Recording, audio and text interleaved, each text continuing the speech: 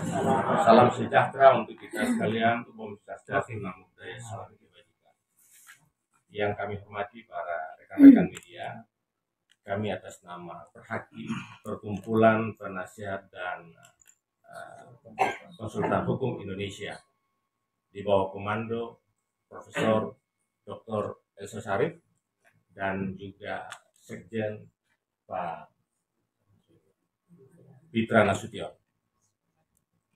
Kami bahagian daripada masyarakat yang mendapat tanggung jawab keterpanggilan kami sebagai Perhaki untuk menerima kuasa dari Ibtu Rudiana. Kami akan menjelaskan bahwa pada tanggal 19 Juli yang lalu kami dari Perhaki menerima kuasa dari beliau terkait dengan ada isu yang berkembang bahwa selama ini beliau bungkam atau beliau menghilangkan komunikasi. Itu adalah pernyataan yang tidak benar. Kami akan luruskan semuanya. Begitu juga dengan ada berita-berita hoax yang diduga menjadi satu fitnahan bagi beliau sendiri. Itu akan kami luruskan, akan kami konfirmasi langsung, dan akan kami lakukan upaya hukum kepada mereka-mereka yang menyebarkan berita-berita yang tidak baik atau berita-berita bohong yang diduga memfitnah klien kami. Untuk itu akan disampaikan langsung oleh Pak Sekjen, Pak Pitra Nasution. Baik, terima kasih Pak Ketum dari Satu Sama. Assalamualaikum warahmatullahi wabarakatuh. Waalaikumsalam. Salam sejahtera buat kita semua. Salam kebajikan. Yang terhormat di sini kami hormati Ketua Umum DPP Perhaki Profesor Dr. Haja Elsa Sharif SMH, Wakil Ketua Umum DPP Perhaki Bapak Roni Satulete, Bendahara Umum Ibu Ria Koiria SMH, dan tim koordinator 6 divisi. Dalam kasus ini ada 6 orang, saya sebutkan nama-namanya yang telah kita bentuk dalam memfokuskan kasus ini, antara lain di bidang administrasi ada Dr. Indriati SH, SE, MH, MKN selaku koordinator. Bidang pelaporan ya, untuk melakukan tindakan-tindakan hukum di sini ada Dr. Mardiman Saneh SHMH. Bidang pendampingan klien ya, ada Bapak Roni Satulete SMH CLA. Bidang pencari fakta ya, Bapak Sugeng SH MSI bersama dengan Dr. Robidaya SH. Bidang hubungan antar lembaga ada Saudaraku Sudiono Akbar SH, dan seluruh rekan-rekan yang ada di sini yang turut serta memperjuangkan keadilan bagi Bapak Ibtu. Saudara-saudara kami yang kami hormati, kami dari DPP Perhati pada esensinya ingin memperjuangkan hak keadilan bagi setiap warga negara. Tentunya esensi kita hadir di sini dan berdiri di sini dan duduk bersama ini untuk memperjuangkan keadilan bagi keluarga korban. Kami dari DPP Perhati telah membentuk tim yang seluruh advokat itu sejauh ini kita telah tunjuk 60 pengacara yang mendampingi. Mungkin bisa di-zoom. Ya, ada 60 pengacara. Oke. 60 pengacara ini telah dibagi menjadi 6 koordinator yang fokus akan menyelesaikan dan menuntaskan kasus ini dan berjuang untuk Bapak Ibtu Rudiana dalam mencari keadilan.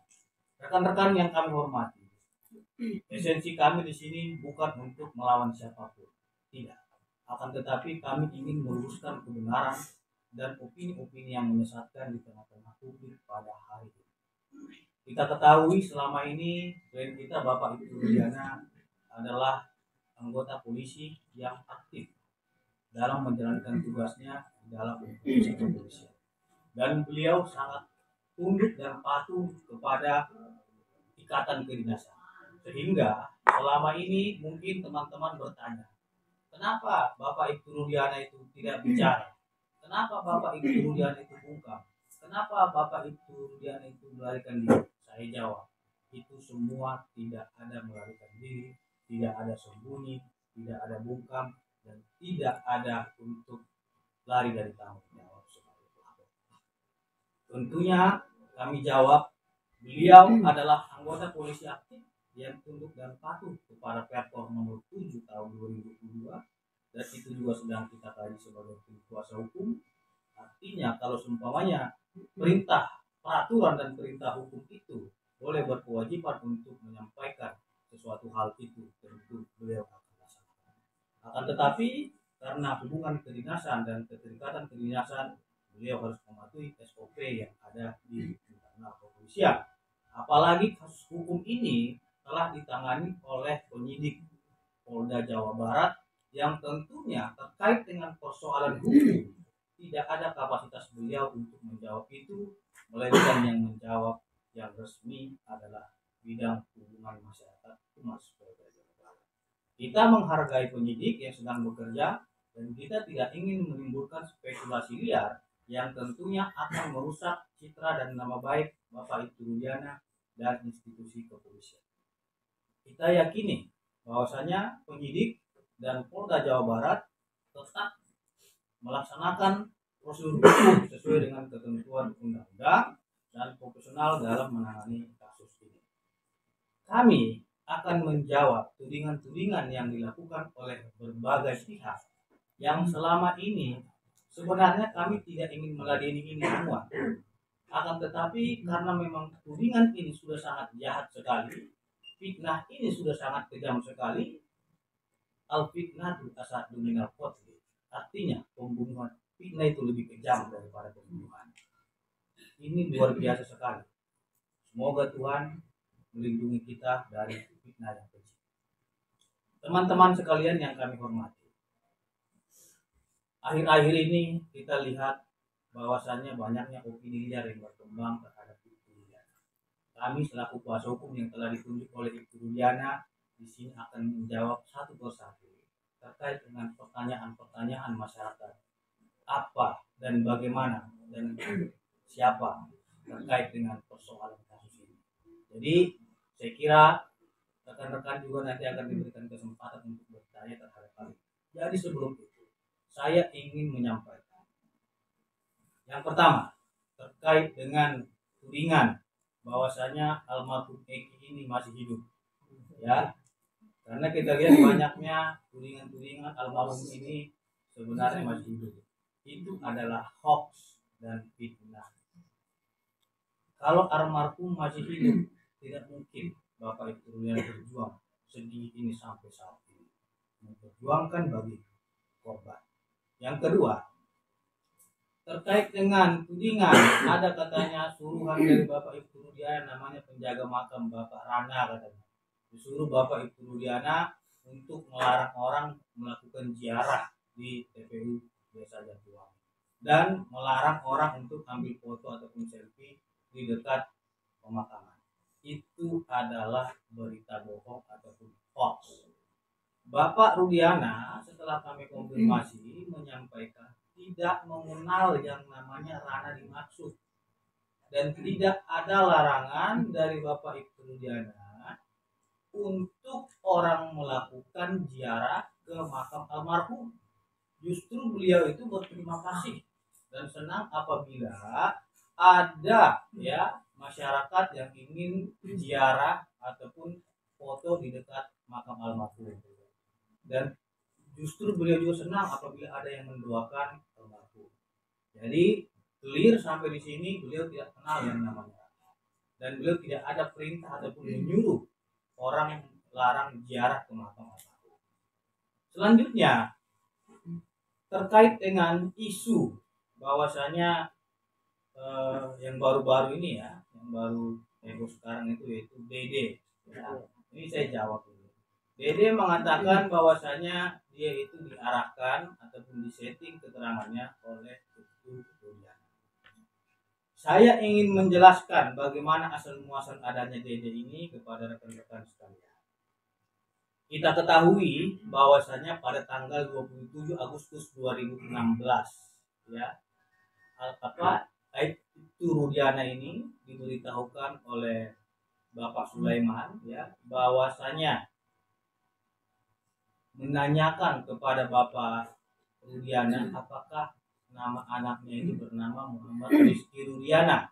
Itu ditanyakan langsung oleh Aibtu Sulaiman kepada Bapak Rudiana. Benar, nama anaknya bernama Muhammad Rizky Rudiana. Dia menyampaikan bahwasanya sudah ada korban kecelakaan lalu lintas di rumah sakit Gunung Jati. Sehingga tolong dicek dulu apakah itu memang Bapak atau tidak. Diceklah oleh Bapak itu ke rumah sakit Gunung Jati.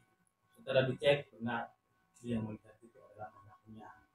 Dilihat dia dengan patah di sini, gigi juga hancur dan luka-luka di bagian kepala dan lain-lainnya.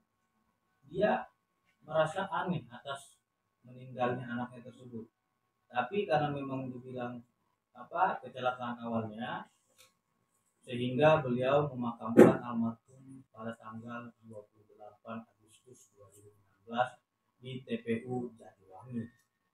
Setelah dimakamkan, sebagai seorang polisi yang kehilangan anaknya, sebagai anggota polisi yang cinta akan keadilan, wajar dia melakukan pendalaman atas meninggalnya anaknya ini. Apakah benar laka lantas atau tidak? Pada tanggal 29 Agustus 2016, beliau datang ke Polsek Talu dan melihat kondisi keadaan sepeda motornya kalau memang itu kecelakaan. Ternyata setelah dilihat beliau pada tanggal 29 Agustus 2016 di Polsek Talu, sepeda motor tersebut tidak rusak, sehingga semakin kuat kecurigaan dia. Yang pertama, anaknya sudah babak belur seperti itu meninggalnya. Yang kedua, sepeda motornya tidak rusak.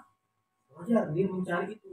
Jangankan seorang anggota polisi, kita saja masyarakat ya, kalau kita kehilangan anak kita ataupun saudara kita, keluarga kita pasti akan mencari apa penyebab kematian daripada anak kita tersebut ataupun saudara kita tersebut. Itu hal yang wajar. Kemudian di tanggal 30 beliau itu merenung satu hari terkait dengan peristiwa ini, dan di tanggal 31 Agustus 2016 beliau mencari ya terkait dengan kebenaran anaknya ini meninggal karena laka lantas atau bukan. Pada pukul 14.00 WIB beliau ke tempat lokasi kejadian. Ya, katanya. Kemudian bertemulah ia dengan Aib dan Dede. Jadi dia menanyakan apakah pernah melihat ada peristiwa pada tanggal 27 Agustus ya laka lantas di sini. Jadi mereka, Dede menyampaikan kepada Bapak Ibu Rudiana, dia melihat adanya ya aksi kejar-kejaran ya antara para terpidana ini dengan korban, dan ada aksi lempar batu. Itu dari Aib dan Dede yang ngomong seperti itu. Nah, kemudian dia menanyakan apakah sepeda motornya seperti ini. Oh iya benar, itu sepeda motor yang dikejar tersebut dan dilempar pakai batu. Oke Dek, kalau memang kalian melihat ini ya, tolong nanti kasih tahu saya apabila pelakunya nanti dilihat di mana keberadaannya. Baik Pak. Terus ditanya ciri-cirinya seperti apa pada waktu malam kejadian. Ada pensoples di kepalanya, memakai pensoples. Oke. Setelah itu beliau pulang ya, dan di pukul 16.00 WIB ya beliau diberitahukan oleh saudara Aib bahwasanya pelakunya ini telah kumpul. Kemudian itu Ruana berangkat dan menanyakan kepada para terpidana ini sekitar 15 menit ya terkait dengan peristiwa tersebut. Ada pengakuan dari Jaya dan Sudirman sehingga mereka amankan untuk dibawa ke Polresta Cirebon. Dan di Polresta Cirebon dia menyerahkan kepada Satreskrim Polresta Cirebon untuk digali lebih lanjut informasi tersebut. Setelah digali oleh penyidik, ternyata benar mereka mengakui perbuatannya dan mereka adalah pelakunya. Oke, setelah itu pada pukul 18.00 WIB-nya itu Pak Ibtu Rudiana membuat laporan polisi. Ya, setelah membuat laporan polisi, Pak Ibtu Rudiana sudah menanyakan kepada Jaya dan Sudirman terkait dengan perbuatan tersebut, dan semua para terpidana juga sudah dimintai keterangan. Dan perlu saya luruskan di sini, penyidik dalam kasus pembunuhan almarhum Eki dan Pina itu bukanlah Ibtu Rudiana. Ini yang berkembang di tengah-tengah masyarakat, dia yang menyidik, dia yang memeriksa dan lain-lain. Itu adalah keterangan yang tidak benar. Bahwasanya penyidiknya itu adalah Satreskrim Polresta Cirebon. Beliau hanya kedudukannya sebagai pelapor. Dan dalam jeda tengah waktu 3 hari, berkas tersebut dilimpahkan ke Polda Jawa Barat karena adanya kasus pembunuhan dan pemerkosaan, bukan laka lantas. Makanya dilimpahkanlah ke Polda Jawa Barat untuk dilakukan pendalaman, penyidikan lebih lanjut. Jadi seperti itu. Terkait dengan tudingan saudara Dede, ya, yang menyatakan bahwasanya, ya, Ibtu Rudiana ini menyuruh dia untuk merekayasa keterangan agar seolah-olah tahu, agar seolah-olah keterangannya seperti ini sesuai dengan permintaan Ibtu Rudiana, itu adalah fitnah dan pencemaran nama baik bagi Ibtu Rudiana. Karena memang ini sudah viral dan sudah membuat fitnah di tengah-tengah masyarakat, maka per hari ini resmi kami somasi terbuka saudara Dede.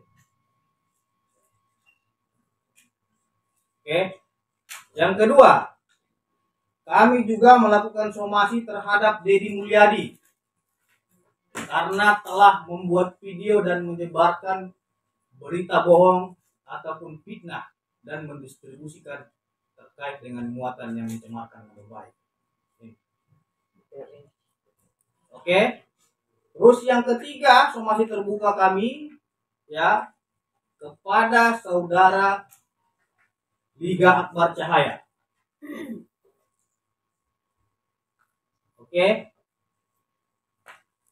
Per hari ini kami melayangkan dan menyatakan, mengumumkan somasi terbuka kepada 3 nama tersebut untuk meminta maaf 1 kali 24 jam kepada Bapak Ibtu Rudiana. Mohon maaf, saya koreksi, kepada 3 orang ini agar meminta maaf kepada Bapak Ibtu Rudiana 3 kali 24 jam sejak somasi terbuka ini disampaikan dan diumumkan.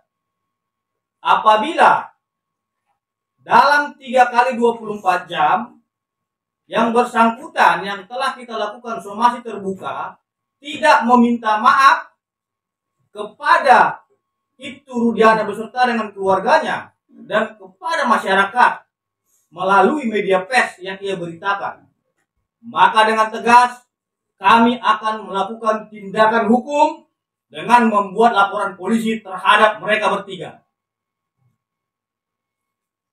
Karena sampai hari ini kita sudah cukup sabar menghadapi perbuatan-perbuatan mereka ini semua. Ingat, kesabaran itu ada batasnya. Orang yang sabar itu pasti punya batas kesabaran. Dan tegas, saya ulangi, kami peringatkan kepada saudara Dede, saudara Dedi Mulyadi, dan saudara Liga Akbar segera meminta maaf kepada Bapak Ibtu Rudiana karena saudara diduga telah menyebarkan fitnah dan mencemarkan nama baik serta melakukan penyebaran berita bohong. Untuk itu, dalam tempo 3 kali 24 jam, saudara segera minta maaf kepada Bapak Ibtu Rudiana dan keluarganya, dan tegas apabila tidak ada permintaan maaf itu, kami akan melakukan tindakan hukum. Selanjutnya, rekan-rekan yang kami hormati, terkait dengan para terpidana ini. Para terpidana ini ya dahulunya telah mengajukan pra peradilan. Ini putusannya. Mereka telah melakukan pengujian aspek formil terkait dengan proses penyidikan di Polresta maupun Polda Jawa Barat. Hasilnya, hakim menolak permohonan pra peradilan mereka terkait dengan penetapan tersangka, penahanan, dan lain-lainnya. Sehingga ya proses hukum terhadap para terpidana ini sudah sesuai ketentuan hukum dan peraturan perundang-undangan. Karena mereka telah melakukan upaya hukum pra peradilan, melakukan upaya hukum banding, melakukan upaya hukum kasasi, dan informasinya juga mereka melakukan upaya hukum PK. Jadi kita jangan juga merendahkan harkat dan martabat aparat penegak hukum. Dalam hal ini pihak kepolisian, kejaksaan, dan pengadilan. Karena mereka telah berdarah-darah dalam memeriksa perkara ini. Kalaupun para terpidana melakukan upaya hukum, silakan lakukan upaya hukum. Tapi jangan juga merusak harkat dan martabat seseorang.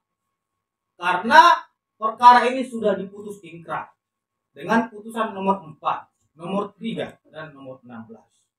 Jadi seperti itu rekan-rekan sekalian, mungkin selanjutnya ada tambahan dari Ketua Umum Profesor Dr. Ade Sasari. Terima kasih. Terima kasih. Ya, kita bisa lihat bagaimana perencanaan kejahatan dan juga membuat suatu skenario ada kecelakaan. Ini benar-benar luar biasa, kejamnya, jahatnya. Kalau kalian melihat bagaimana hancurnya pihak korban, luar biasa pemerkosaannya, dan saya melihat bagaimana saat ini adanya upaya-upaya menggunakan buzzer, menggunakan TikTok, terus berkelana menjadi detektif dadakan, dan itu benar-benar jadinya memberikan suatu image, framing yang membentuk suatu ujaran kebencian kepada korban. Ini korban loh, anak kesayangan gimana? Terus kalian percaya? Luar biasa kejahatan ini. Sudahlah berbuat, bukannya minta ampun kepada Allah, tapi malah membuat satu framing yang memutarbalikkan fakta. Ini yang nggak benar. Kita biasa ada pembunuhan apa segala macam, tapi kan kemudian mereka menginsafi dan tidak mempersulit ini. Kan ini ada mempersulit penyidikan, ya kan, ada yang hal-hal yang tidak terungkap, malah sekarang tadinya bilang cari itu DPO 3. Setelah polisi bekerja, ternyata polisi pun diserang. Terus hasil-hasil ceritanya pun berkembang. Eki bukan anak kandungnya Bapak Rudiana. Itu udah apa-apaan. Eki masih hidup. Yang meninggal tuh Panji. Sehingga sekarang Bapak Rudiana senang-senang main badminton. Cerita-cerita begitu kan menimbulkan pihak-pihak yang tidak mengetahui kasus ini, seolah-olah Rudiana ini maksudnya apa? Ada lagi, karena maksudnya narkoba, bandar narkoba, kayak begini-begini cerita-cerita yang bersimpang siur. Nah, memang kita harus luruskan, kalau enggak menimbulkan ujaran kebencian, bukan fitnah dan ini, itu kan efeknya ya, tapi ujaran kebencian. Masa seorang korban yang kehilangan, yang direkayasa jenazahnya seolah kecelakaan, tiba-tiba sekarang diputar balikan pakai bahasa, kami tahu lah semuanya itu nggak mungkin beritanya begitu provokasi yang akhirnya orang yang sudah kesedihan kehilangan anaknya dan dengan cara yang tidak baik ya, itu sedih ya lihat tubuh anaknya. Contohnya ditambah lagi berita-berita ini kan selalu mengingatkan klien kami terhadap anaknya dan itu menimbulkan kesedihan. Apalagi sekarang dituduh bahwa pembunuhnya Aib.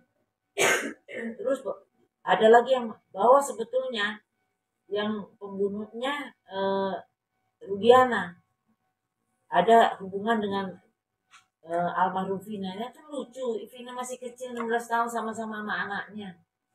Hal-hal gitu sangat keji. Saya nggak bilang kejam lagi, keji. Dan itu harus bisa menyentuh hati publik. Tolong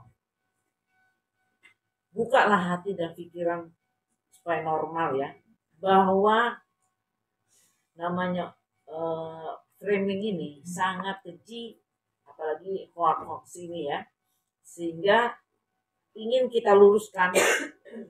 Rudiana dan keluarganya yang patut mendapatkan keadilan dan kebenaran. Itulah kami berjuang sampai kapanpun kita berjuang, dan saya sudah membuat flowchart apa yang sebenarnya terjadi. Dan kami tidak akan goyah karena kita tadinya kan mencari fakta.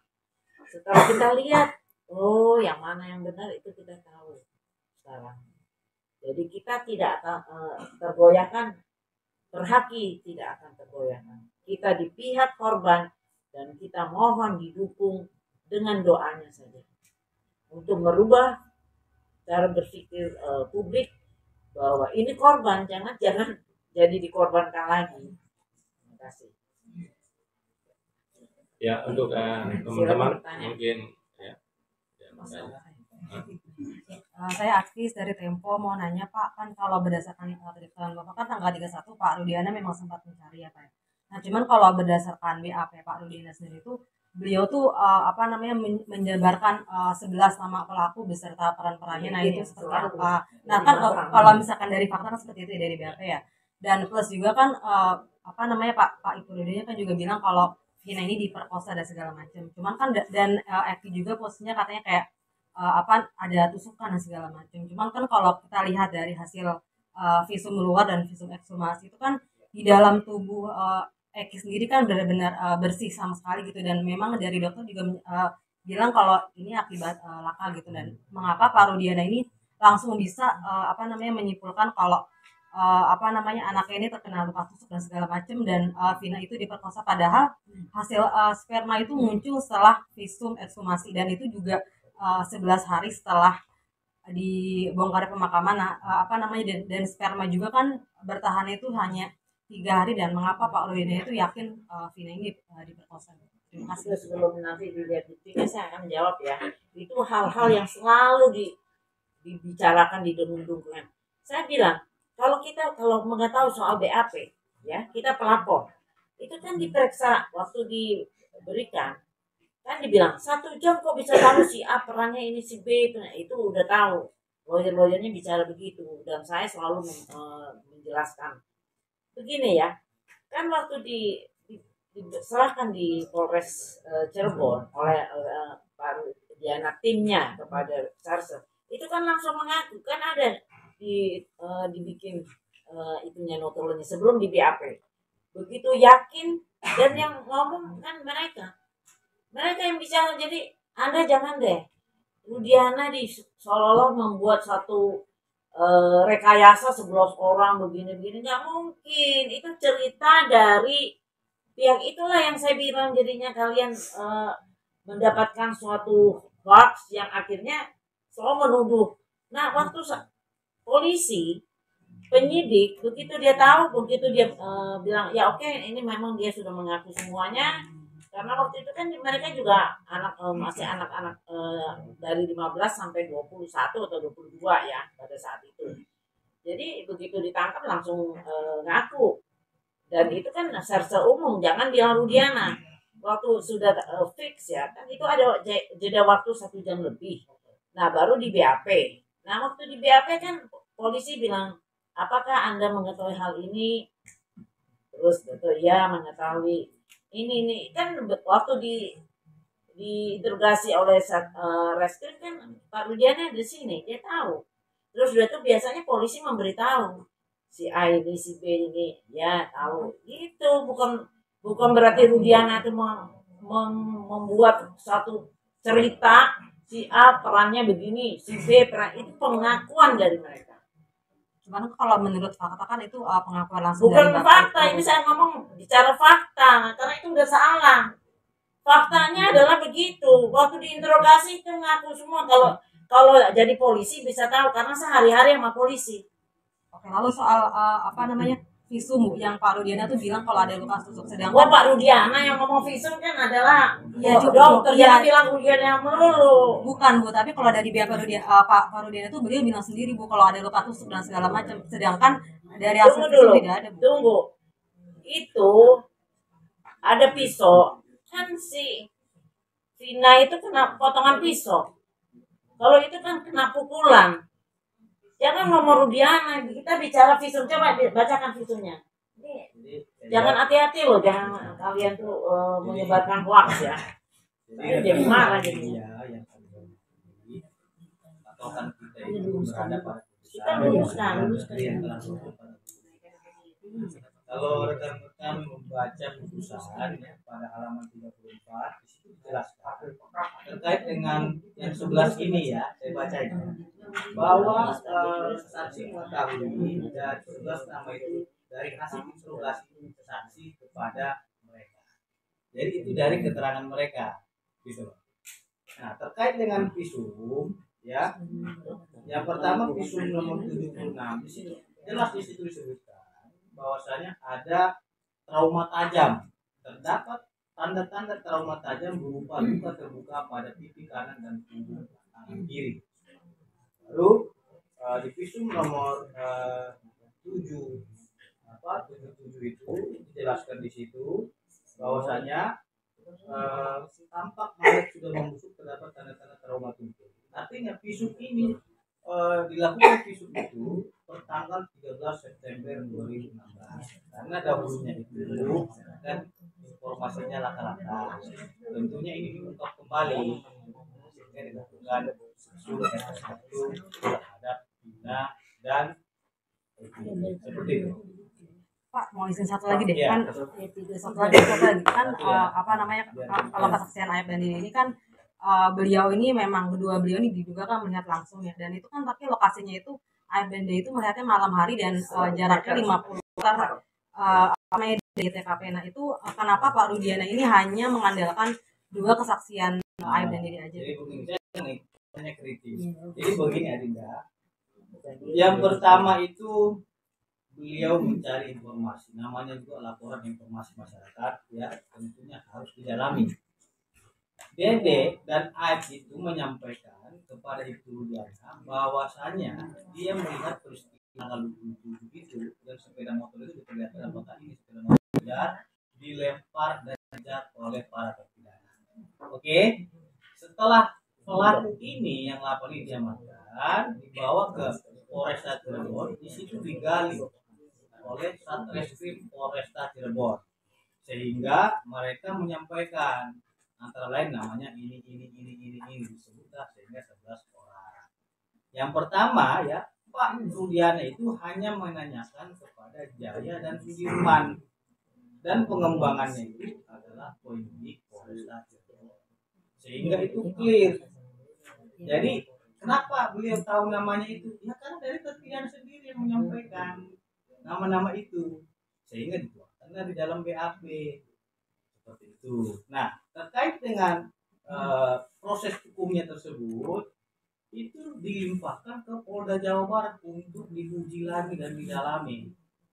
Dan setelah diuji dan didalami dilimpahkanlah kejaksaan. Kejaksaan juga telah melakukan penelitian berkas perkara, memastikan bahwasanya perkara tersebut telah sesuai dengan ketentuan hukum dan diuji lagi di pengadilan dari tingkat pertama, tingkat banding sampai kasasi Mahkamah Agung. Hasilnya bahwasanya mereka lah pelakunya dan telah dijatuhkan vonis. Seperti itu. Mungkin gantian dulu biar dapat yang lain gitu. Jelas Ya. ya. Karena dia dari framing. Ya, jangan nanti ditanya untuk Enggak ya Bu, sorry saya mah fakta aja ya. sebagai polisi aktif. Kenapa kemudian tidak meminta bantuan hukum kepada pihak kepolisian? Ya. Kemudian yang kedua, kalau polisi aktif tapi beberapa waktu lalu kita ke sana ini tidak pernah ada di tempat. Dua kali kemudian yang terakhir ini katanya informasi kalau kita mau video call ini sama Pak Rudiana. Maka jadi Oke, baik, pertanyaannya bagus sekali. Memang itulah dinamikanya karena beliau sebagai seorang polisi aktif. Sebenarnya beliau ini tidak perlu didampingi oleh penasihat hukum sepanjang tidak ada permasalahan hukum terhadap dia. Akan tetapi dikarenakan Bapak Ibtu Rudiana telah dilaporkan ke Bareskrim Mabes Polri, bukan Propam loh. Kalau Propam itu kita akan dampingi karena itu internal sifatnya kan gitu. Jadi itu Propam. Karena dengan pertimbangan beliau ini dilaporkan ke Bareskrim Mabes Polri dengan laporan polisi yang telah disampaikan oleh para pelapor ini, para terpidana ini, tentu ya beliau mempunyai hak hukum untuk menggunakan penasihat hukum mendampinginya karena statusnya sebagai terlapor. Lain cerita halnya beliau itu dilaporkan ke divisi Propam internal yang menangani. Ini sifatnya ranahnya terpidana gitu loh. Nah, seharusnya ini harus kita hargai kinerja daripada pihak kepolisian, apalagi ini terkait dengan institusi ya. Para terpidana ini kalaupun ada yang merasa dirinya dirugikan, silakan lapor ke divisi Propam. Nanti Propam yang akan menindaklanjuti dari pelanggaran etik sampai pidana, itu Propam nanti akan memutuskan. Bukan malah kita melaporkan dengan SPKT Bareskrim Mabes Polri karena mengingat polisi adalah polisi aktif. Terus kalau memang pendampingan hukum tentu karena beliau sebagai korban ya, saya kira Bitkum telah melakukan upaya hukum berupa termohon pra peradilan di dalam Pengadilan Negeri Bandung atas nama korban yang berjuang mencari keadilan. Seperti itu. Nah, terkait dengan apakah Bang kita akan nanti setelah ini kita akan menyampaikan Bapak Ibtu Rudiana akan menyampaikan keterangannya, tapi bukan di hari ini. Mengingat beliau sedang ada tugas ya yang diberikan oleh institusi sehingga menjalankan tugasnya pada hari ini. Seperti itu. Nanti akan kita undang adik-adik sekalian karena kita bersabar juga lah karena kita juga fokus ini melaporkan para ini nih. Makanya kita suruh minta maaf dulu ya 3 orang ini kan gitu. Artinya tahap by tahap. Karena selama ini kan sudah giliran mereka untuk hantam sini hantam sana. Wajar dong gantian kita kan gitu. Sudah cukup saya kira dikasih kesempatan mereka selama ini. Ya. Ingat ya. Kita akan kejar apapun itu. Karena sudah cukup menurut kami mereka melakukan tindakan-tindakan atau framing-framing yang jahat. Sekarang giliran kita yang akan melakukan tindakan itu. Kan satu lagi tadi belum terjawab di mungkin pertegas saja terkait tadi kan beberapa kali juga disebut bahwa status Ibtu Rudiana ini masih polisi aktif dan masih menjabat dengan berbagai tugas yang diberikan oleh kepolisian. Tapi realitanya beberapa kali tim kami mengunjungi ke sana ini belum pernah berkesempatan untuk bertemu langsung dengan Bapak Ibtu Rudiana dan seperti itu. Dan kebetulan disampaikan tadi oleh Bu Elisa bahwa memang tim kuasa hukum sempat bertemu langsung. Artinya mengapa kemudian setiap kunjungan kami begitu tidak bertemu, apakah ada penugasan atau seperti apa? Ya, jadi begini posisinya. Terkait dengan pertanyaan adiknya tadi bagus ya, kenapa beliau tidak bisa dihubungi? Saya kira kalau dihubungi bisa. Kemarin juga kan Kiswiwan ketemu dengan beliau, ada perempuan dari negara yang maaf. Beliau sudah jelas menyampaikan karena kasus hukum ini sedang berjalan yang kira-kiranya itu pro justitia ya, dan demi keadilan beliau itu tidak bisa asal sembarangan ngomong karena sudah diserahkan kepada penyidik yang menangani. Tentu yang akan bisa menjawab ini lebih berkapasitas adalah humas. Jadi kalau beliau menyampaikan ini kan nanti kan ada versi yang lain tuh. Kalau humas kan sudah melangkung semua versinya, baik terlapor, saksi-saksi terlapor dan lain-lainnya. Itu pasti akan koordinasi humasnya. Bukan kapasitas Ibtu Rudiana yang menyampaikan keterangan terlapor juga seperti apa dan saksi-saksi terlapor. Sehingga ya itu merupakan bidang humas yang akan menyampaikan secara keseluruhan hasil pemeriksaan tersebut. Seperti itu. Jadi biar tidak ada peradilan media sosial, saya kira sebagai anggota polisi Pak Rudiana mengerti aturan kepada hukum, dikarenakan aja beliau dilaporin, kita yang memberikan bantuan hukum kepada beliau, seperti itu, statusnya sebagai terlapor. Ya, yang lain mungkin ada pertanyaan? Cukup? Oke, terima kasih untuk Bang terkait laporan di Mabes, ya di Mabes Polri atas laporannya Pak Dede. Ya mungkin saya akan jelaskan ya. Tadi kan juga sudah pernah dipertemukan dengan kuasa hukumnya siapa ya, kuasa hukum dari Peradi itu yang menyatakan membuat laporan. Katanya sudah diterima. Maksudnya laporan itu dia membuat laporan diterima. Tetapi namanya diterima itu harus ada namanya tanda lapor. Kalau di Mabes Polri prosedurnya adalah begitu kita melapor, mau melapor tidak diberikan tanda lapor, dikaji dulu, dianalisa dulu, paling cepat 1 minggu. Nah baru nanti 1 minggu kemudian paling cepat itu apakah laporan itu bisa ditindaklanjuti di Barreskrim ataukah disalurkan misalnya, oh ini karena itu Rudiana sebagai polisi aktif harus ke Propam misalnya, oh ini kewenangannya di Polda dialihkan, oh ini kewenangan di Polres, oh ini memang kewenangan Barreskrim. Jadi belum tentu. Dan saya sudah tanyakan apakah tanda lapornya sudah ada, belum ada. Karena itu jangan pikir sudah dibuat laporan, bukan, belum baru memberikan surat melaporkan dengan barang bukti. Tapi apakah sudah jadi tanda lapor? Tanda lapor itu nanti akan ditindaklanjutkan dengan lidik. Dibentuklah tim penyidik, didik dulu, habis didik baru penyidikan.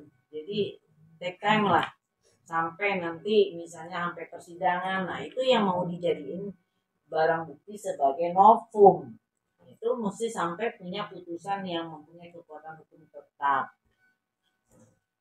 Kira-kira ada lagi? Cukup? Oke Bunda, terkait dengan hari ini juga ada laporan dari salah satu itu Rudiana dilakukan ke Barreskrim dan juga Propam terkait meminta menonaktifkan Pak Rudiana dari jabatan. Bagaimana tanggapannya?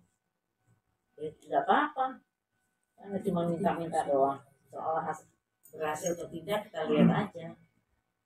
Jadi saya kira begini, setiap warga negara berhak melakukan itu tidak bisa kita larang. Artinya jangan juga rekan-rekan sekalian melaporkan tapi tidak ada bukti yang jelas. Ini kan mereka melaporkan agar dipecat dan lain-lain, itu kan dia tidak ada bukti yang jelas terkait hal itu bisa menimbulkan fitnah nantinya. Saya kira ya kita semua menghormati proses hukum yang sedang berjalan ini dan kita tidak terjebak dalam trial by the medsos. Peradilan media sosial saya harapkan jangan dulu netizen ini membuat opini-opini spekulasi yang macam-macam, karena ini banyak banget, ini jahat banget. TikTok luar biasa sekali, sampai foto beliau itu dibuat joget-joget dan lain-lain, itu luar biasa sekali. Itu telah merendahkan orang lain gitu loh. Ini esensi daripada pembelaan kita adalah beliau ini statusnya sebagai korban yang berjuang untuk anaknya dalam mencari keadilan.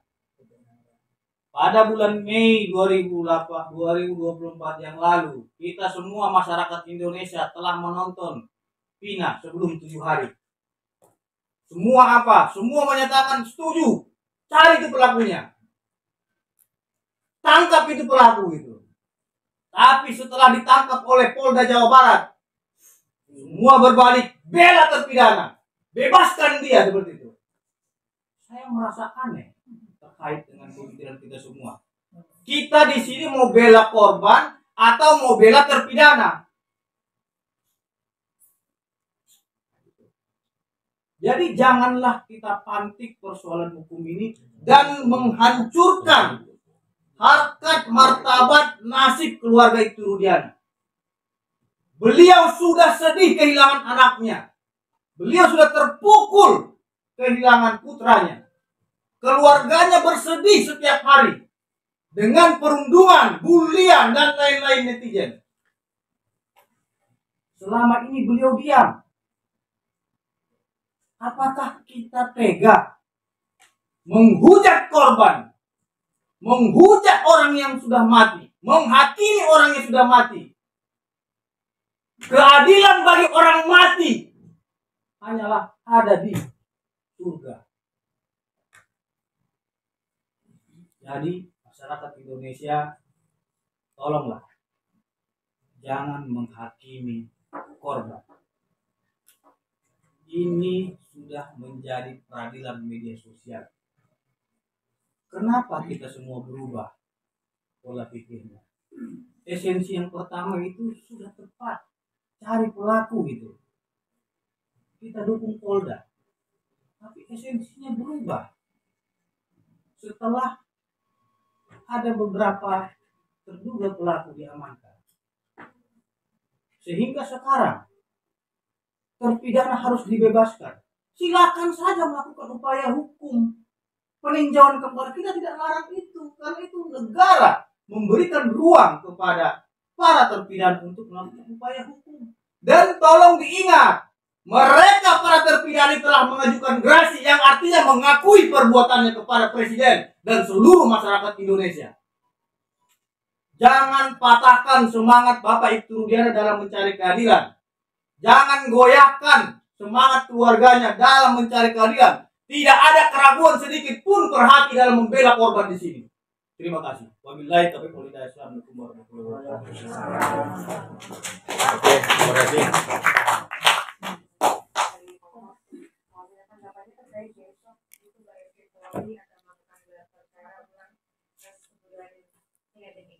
Itu saya tadi luruskan ya.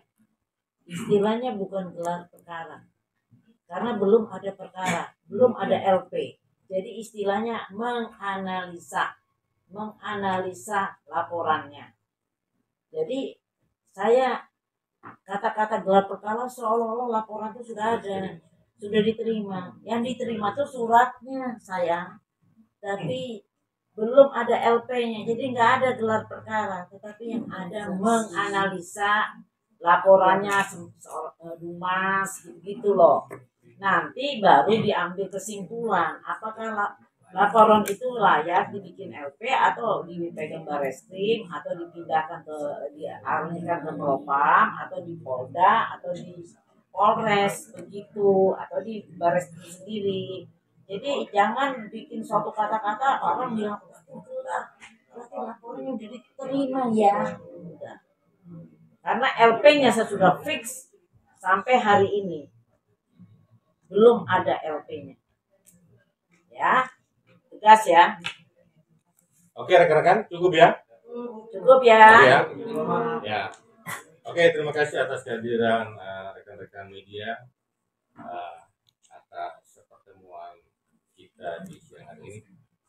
Assalamualaikum warahmatullahi wabarakatuh. Waalaikumsalam warahmatullahi wabarakatuh.